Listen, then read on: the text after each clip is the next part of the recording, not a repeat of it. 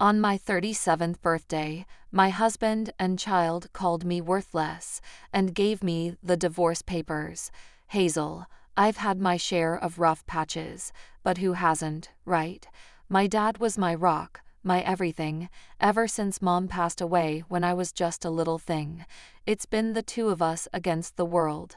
He always stressed the importance of education, scraping together every dime he could to fund my college dreams.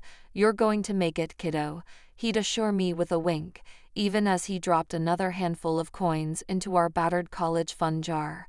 I believed him more than anything. I believed in ****.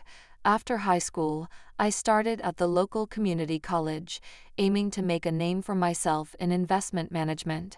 It was there I met Roger. He was part of my cohort, charming and with a scruffy, just rolled out of bed look that somehow worked wonders on me. We clicked instantly, stealing glances during lectures and sharing jokes over lukewarm cafeteria coffee. Then, the ground beneath me crumbled. Dad passed away unexpectedly, no warning, just gone. And like a house of cards in a breeze, our financial security fluttered away too. It turned out the college fund was more hope than reality. With Dad gone, not only was I missing him and his guidance, but I also faced the stark truth that my college days were numbered. I managed to scrape through my first year on remnants and resilience, but had to drop out as the money dried up. Dad had left me the apartment, a small 3-bedroom in a worn-down part of town. It wasn't much, but it was home. Roger first came over to the apartment on a chilly evening, his hands stuffed in the pockets of his faded jeans. "You live here alone, Hazel?" he asked, scanning the room where the wallpaper peeled gently at the corners. "Yeah, just me now," I replied, trying to smooth down a particularly rebellious strip of wallpaper. "It's not much, but it's what I've got." He watched me for a moment, then stepped closer, taking my hands in his. "Let's get married, Hazel. I want to take care of you. Let's start our life right here." It was sudden, sure, but nothing in my life had ever been planned out, so why start now? "Okay, Roger," I said, and it felt right. We didn't wait long. The wedding was as modest as they come, held at the city hall with a couple of friends as witnesses. Roger's parents didn't show. They'd never really approved of me. "Too plain," they whispered, thinking I couldn't hear. "Not one of us." It stung, but Roger squeezed my hand and whispered back, "I love you. That's all that matters." After the ceremony, we walked back to now our, apartment, the late afternoon sun casting long shadows on the sidewalk. Roger cracked open a bottle of the cheapest champagne the corner store had to offer and poured us each a trembling glass of bubbly liquid. "To us," he toasted, lifting his glass. "To us," I echoed, the champagne fizzing on my tongue, tasting like hope and new beginnings. Roger and I had an agreement. He'd hit the books while I paid the bills. Once he was done with college, it would be my turn to chase the degree I'd left hanging when life got too heavy. Simple, right? I thought so too, but nothing's ever that straightforward.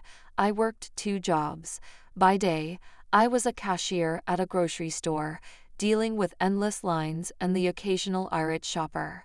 By night, I switched aprons for a waitress gig at a local diner, serving up greasy burgers and lukewarm coffee to truck drivers and late-night drifters.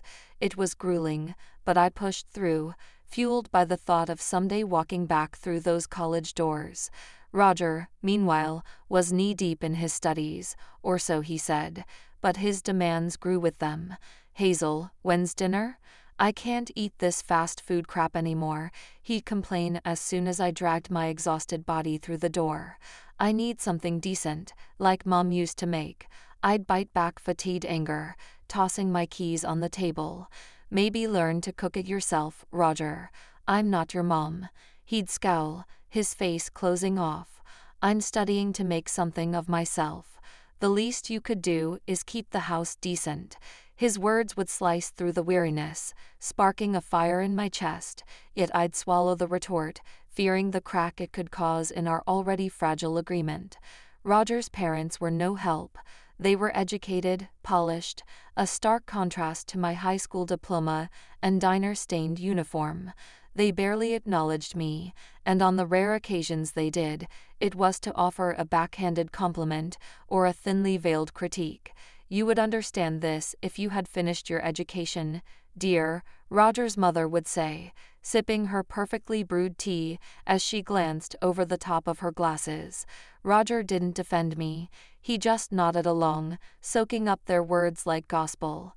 More and more, he'd spend nights there, escaping our cramped apartment and the responsibilities it housed. One evening, as I scrubbed the diner's grease from under my nails, Roger dropped another bomb. "I'm staying at my parents' tonight. Need a real study environment and a good night's sleep." I slammed the bathroom cabinet a little harder than necessary. "Fine, do what you gotta do." The words were sharp, stung with all the things I couldn't say. As the days bled into months, I found solace in my routines. The repetitive tasks of my jobs allowed me to zone out the mounting frustrations at home. I was a robot, moving through the motions: scan items, smile, serve food, clean up, rinse, and repeat. One particularly long night, I came home to an empty apartment. No Roger, no apologies, just a note: "Gone to study. Make sure dinner's ready, Rogororo." I crumpled the note, the paper cutting into my palm. Alone in the dim light of our kitchen, I allowed myself a moment to really feel it all: the exhaustion, the loneliness, the simmering anger.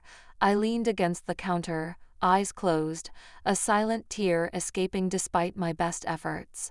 After years of grinding through 2 jobs and watching Roger bury himself in his books, the day finally came when he graduated. Roger landed a job almost immediately at a prestigious company, and the news brought a breath of fresh air into our strained lives. His new job came with a paycheck that felt like a lottery win compared to my nightly tips at the diner. I remember sitting across from him at our small kitchen table one evening, the excitement bubbling up inside me. "So, with your new job, I was thinking it might be time for me to cut back at work and start looking at programs, to pick up where I left off," I said, trying to keep my voice steady, laden with hopes and dreams long deferred. Roger didn't look up from his plate. "Hazel, we can't afford that. Every penny has to be accounted for, and with the way things are, you know how tight the budget is." His fork clattered against the plate, a harsh sound that matched his words. I leaned back, my heart sinking, but not yet defeated. I could keep one job, maybe just the day shifts. We'd still have a steady income, and I could manage night classes. He shook his head, his voice firm and dismissive. "Just forget about college, Hazel. We need stability, not more debts. It's not practical." The conversation ended there, but the argument continued in my head for days. Before I could press the issue further, I found out I was pregnant. Our daughter, Madison, became my new priority, and college faded into the background, a dream dissolved.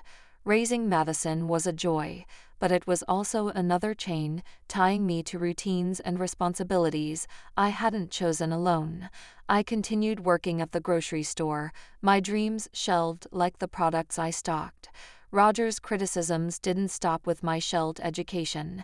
They seeped into my parenting. "You're not doing it right, Hazel. She needs to learn proper manners, not whatever it is you're trying to teach her," Roger would say, barely looking up from his phone. I remember holding Madison close, whispering promises to her that I'd begun to doubt I could keep. "It's okay, baby. Mommy's here."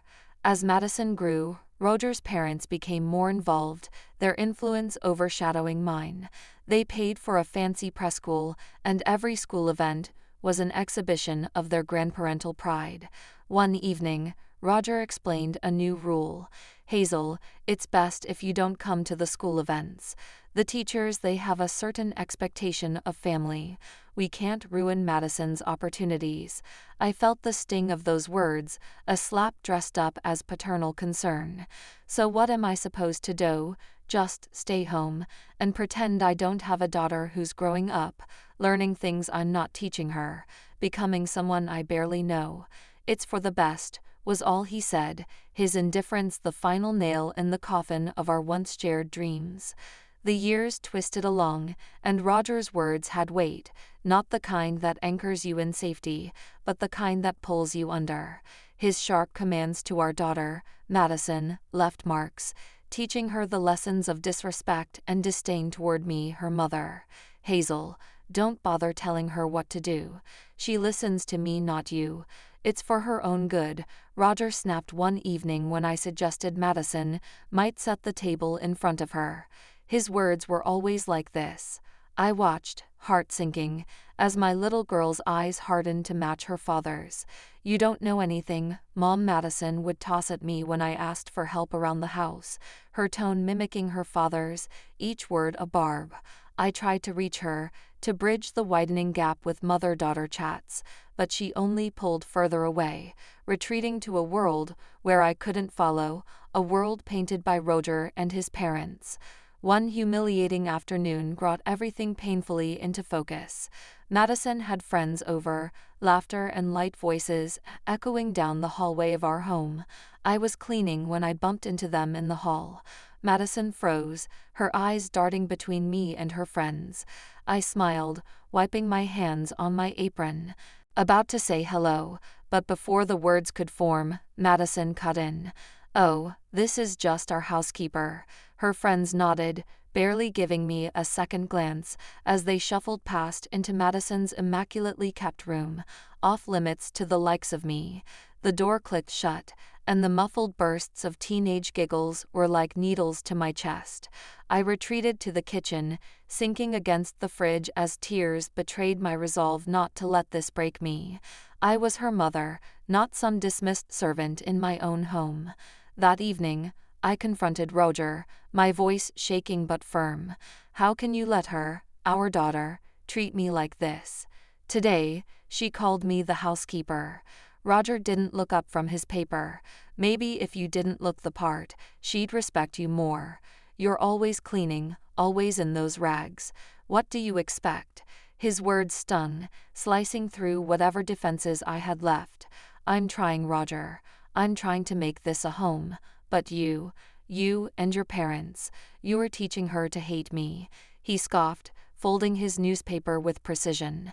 Hazel, you need to stop being so sensitive. She's growing up in a different world than you did. She needs to fit in. Nights turned restless, my thoughts spiraling.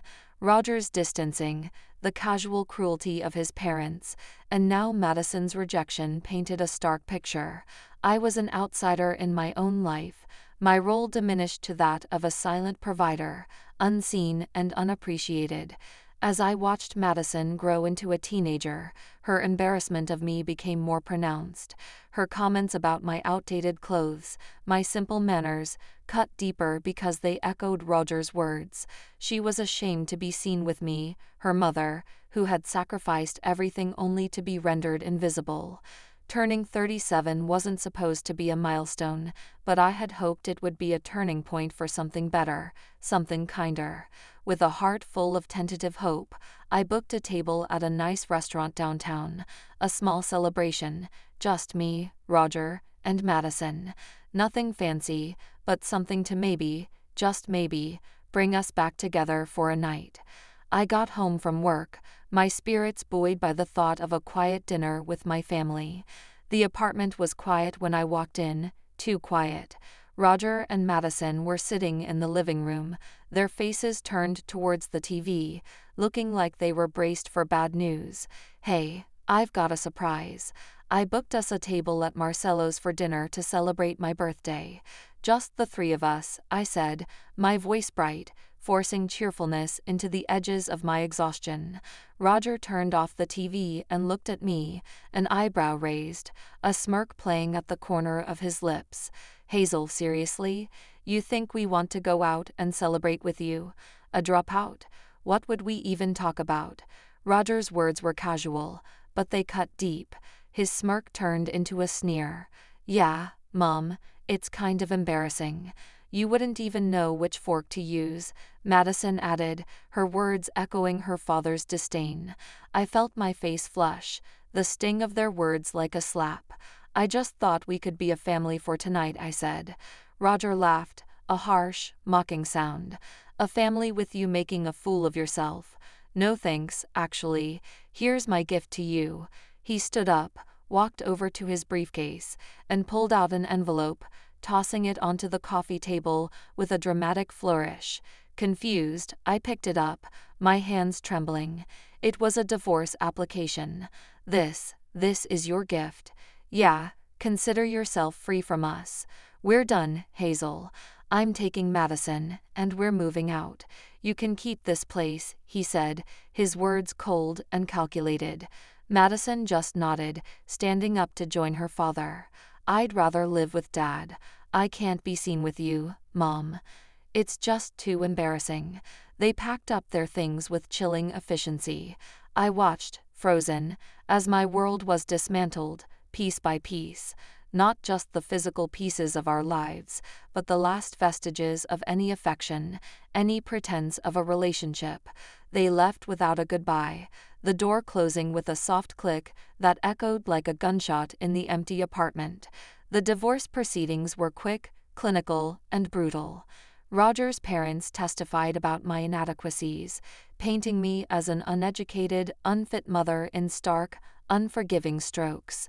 Even Madison spoke, her voice steady, her words rehearsed. I want to live with my dad. He's better for me. Sitting there in that sterile courtroom, listening to the litany of my supposed failures, I felt something inside me break, or maybe it was something coming together, a realization hardening into resolve. They were all strangers, their words no longer capable of wounding me as they once had. I was alone, truly alone, but perhaps that was the freedom I needed. I knew one thing for sure. I needed to prove, if to no one else but myself, that I was capable of much more. That burning resolve led me back to the doors of the college I had left years ago. I enrolled again, older than most of my classmates, and with a fierceness in me that only life's hard knocks can bestow.